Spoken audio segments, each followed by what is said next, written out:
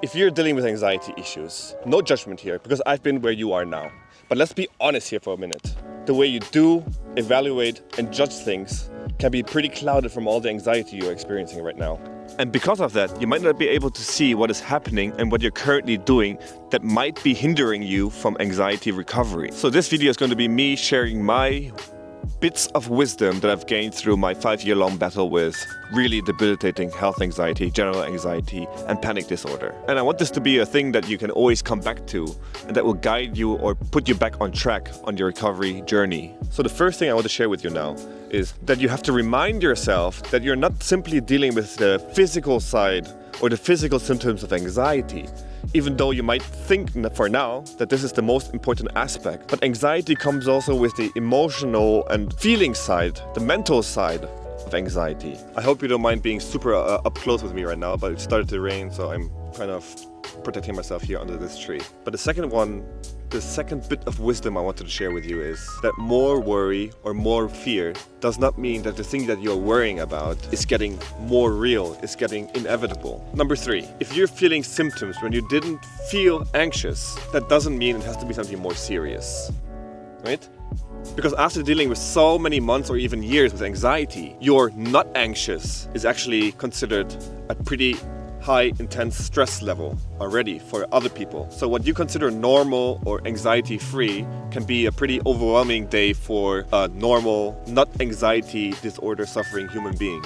Okay, wait a second, I need to find a better tree. Number 4, the type, location, and intensity of the anxiety symptom also does not mean it cannot be anxiety. Because anxiety can create almost every imaginable symptom. This thing that you fear the most, anxiety can almost certainly mimic a sensation that points in that direction. Seeking reassurance from doctors, therapists, or even videos like mine is valuable and has a part in the anxiety recovery process. But if you find yourself constantly turning in circles, doing the same thing over and over again, in the hopes of finding that one fix of relief or that quick burst of certainty that you so much crave, well then you're letting anxiety dictate the way you live. Because it is the anxiety itself making you believe that there is something uncertain that needs to be taken care of, that there is a danger just around the corner. So that feeling you're looking for that isn't achievable from seeking out reassurance and hearing a positive message, for example. Sorry guys, I need to finish the video here because the rain just got too heavy and as you can see, I'm completely wet. But stick around, the information is good and it's going to help you along your journey. So number 6 relates to the one before. If you're seeking out certainty and mental clarity for your situation, then that's a game you cannot win. Being content with the fact or being content with your situation and state right now, that's the only way out. Number 7, if you're thinking that your symptoms and sensations and your current state right now is much worse than everyone else's or than anything you have ever found on the internet, well, that's your anxiety talking to you again. We all believe that our anxiety is the worst. We all think that our symptoms cannot be anxiety because the intensity is just too high. And here again, you have to think about what anxiety is actually trying to tell you here. Because anxiety is trying to make you feel uncertain, feel like there is an aspect or angle that you need to cover first before you can probably believe in the anxiety diagnosis. So number 8, and probably one of the most important ones here from this list. You have to understand that there is a huge difference between being not scared and being brave. And for anxiety recovery, you need to be the latter. You don't try to be less scared first and then start living, but you start living and become braver in the process. And eventually, through doing that, you become less scared and the fear is eventually cancelled out. Number 9.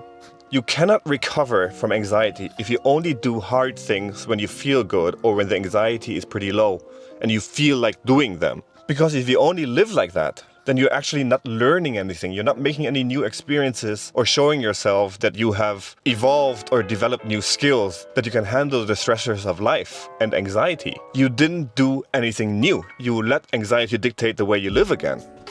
And if you live like that, then nothing will change. You will stay put, or more likely, you will be sucked right into that anxiety worry pit. Number 10, and another super important one. Learning about yourself, about your beliefs, your morals, your fears, and your ambitions plays a huge part in anxiety recovery. And that's because, if you like it or not, the person you were before the anxiety started, before you fell into this anxiety cycle, well, that person got you into this loop, got you into this cycle and into this state. So you have to look at anxiety recovery as a path to self-discovery and self-improvement, so that you will never fall into the cycle again. Number 11, there's a huge difference between distraction for the sake of distracting yourself from anxiety and being distracted. Because being distracted because you have found something that you're passionate about will kind of move away your mind from the anxiety symptoms and the anxiety thoughts. If you find something that you can really sink your teeth into, eventually you will be so consumed by this task or this mission that you can continue on and do that task without letting the anxiety symptoms pull your mind away, without getting distracted from all the anxiety thoughts and sensations. And if you do that long enough, not only will your body and mind have enough time for rest and resetting itself, but it will start that you no longer feel bothered by the symptoms and you don't care about them anymore. Number 13, and probably one of the most important ones here, is that the body and mind are connected. So if you can get your body in a relaxed state by practicing breathing exercises, not really breathing exercises, by properly managing your breathing while feeling anxious and trying to get your body in a more relaxed state, well, then you can stop the anxiety cycle or the anxiety spiraling out of control. It's not something that you can immediately do, but it's something that you will have to train and learn, and that will work along the road, along your path later on. And number 14 builds on number 13. Because the body and mind are connected, you have to try or do your best to get your body in the best shape possible. And to do that, I would recommend physical activity, going out more, getting more steps in, eating the right food, making sure that you have a sleep routine, a wake-up routine, and overall just start implementing a healthy lifestyle for yourself. Because the way you feel in your body will have a direct influence on how your mind works and how your mind ticks. The better you feel physically, the more positive your thoughts will be. Number 15, check on your safety behaviors. Whether that is checking for the nearest hospital before you go out and explore a new city, or just step out of your house door, or checking in how long an ambulance needs to get to that specific point you want to go to, or not being able to leave your house without another person or your cell phone with you. Think about what you are doing right now that makes you feel that you can somehow manage your anxiety.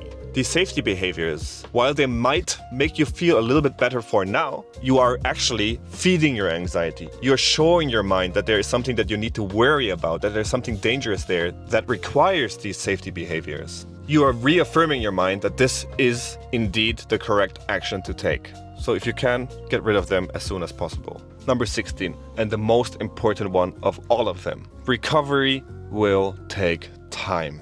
It's not something that will happen overnight or even in a week, most probably not even in a month.